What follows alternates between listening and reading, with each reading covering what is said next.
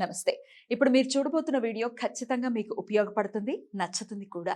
మరి మీకు నచ్చిన విషయం నాకు తెలియాలి అంటే ఈ వీడియోని మీరు లైక్ చేయాలి, షేర్ చేయాలి, అలాగే మన ఛానల్‌ని సబ్స్క్రైబ్ చేయాలి. మీ సపోర్ట్‌ని నాకు అందిస్తారు కదూ!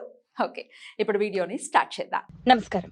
రేపటి విశిష్టతని ఒకసారి చూద్దాం. రేపు 26వ తారీఖు డిసెంబర్ నెల 2023వ సంవత్సరం మంగళవారం.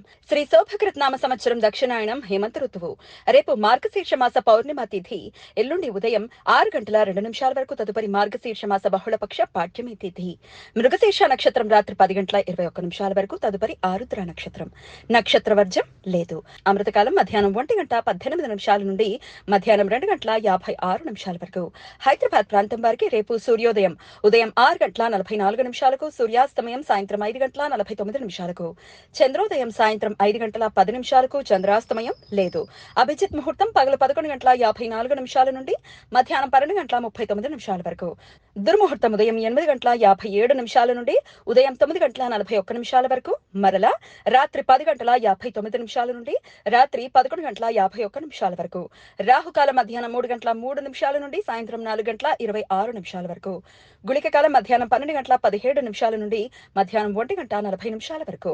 యమగండ కాలం ఉదయం 9 గంటల 30 నిమిషాల నుండి ఉదయం 10 గంటల 53 నిమిషాల వరకు. రేపు మార్గశీర్ష పౌర్ణమి. దీనినే కోరల పౌర్ణమి, బట్టిసి పూర్ణిమ, నరక పూర్ణిమ, ఉదయ తేదీ పూర్ణిమ అని కూడా పిలుస్తారు. మాసాన మార్గశీర్షోహం అని విష్ణుమూర్తి చెప్పినట్లుగా పురాణ కథనం. అంటే అన్ని మాసాలలో ఉత్తమమైన మార్గశీర్ష మాసం తానేనని విష్ణుమూర్తి చెప్పినట్లుగా భక్తుల విశ్వాసం. ఈ పూర్ణిమ రోజు భక్తులు విష్ణుమూర్తికి ప్రత్యేక పూజలు చేస్తారు. రేపు దత్తాత్రేయ జయంతి, దత్తాత్రేయోత్పత్తి. అత్రి మహామునికి, అనసూయాదేవికి జన్మించిన దత్తాత్రేయ స్వామి బ్రహ్మ విష్ణు మహేశ్వరుల తత్వాలను కలబోసిన రూపమని భక్తుల నమ్మకం. రేపు అన్నపూర్ణ జయంతి. పార్వతీదేవి మరో రూపమైన అన్నపూర్ణాదేవి మార్గశీర్ష పౌర్ణమి రోజు ఆవిర్భవించినది అని భక్తుల విశ్వాసం. రేపు భక్తులు అన్నపూర్ణ అష్టకం పఠిస్తూ అన్నపూర్ణాదేవి పూజ చేసి పేదలకు అన్నదానం చేస్తారు. రేపు భైరవి జయంతి. దశమహావిద్యలలో 5వదైన భైరవి మాత భయానక ఉగ్ర రూపంలో ఉండే పార్వతీదేవి అంశ అని, శివుని అంశ అయిన భైరవుడికి భార్య అని భక్తుల నమ్మకం. చూడటానికి పార్వతీదేవి రూపంగా కనిపించే 10,000 లేత భాను ప్రకాశాలతో విరాజిల్లే మేని ఛాయ కలిగి, 4 చేతులు కలిగి, ఒక చేతిలో పుస్తకం, ఒక చేతిలో జపమాల, ఒక చెయ్యి అభయ ముద్రతో, మరో చెయ్యి వరద ముద్రతో ఉండి కమలం పువ్వు మీద కూర్చుని ఉన్న రూపంగా రూపవర్ణన. దుర్గా సప్తశతిలో భైరవి మాత ప్రస్తావన ఉన్నది.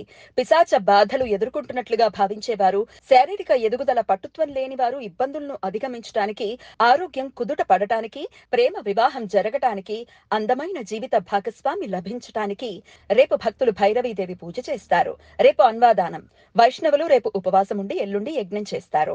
రేపు పూర్ణిమ తిథి పూర్తిగా ఉన్నందువలన భక్తులు సత్యనారాయణ స్వామి వ్రతం ఆచరిస్తారు. రేపు సర్పబలి పూజ. సర్పదోషాలతో బాధపడుతున్న వారు, లైంగిక సమస్యలు, సంతానలేమితో బాధపడుతున్న వారు రేపు సర్పదోష నివారణ పూజలు చేస్తారు. ఈ సమాచారాన్ని మనకు అందించిన వారు మేడికొండూరు విశ్వనాథ్ ప్రసాద్ గారు. ఆయనకు కృతజ్ఞతలు తెలియజేస్తూ భైరవి స్మరణతో సమస్త సన్మంగళాని భవంతు. నమస్కారం.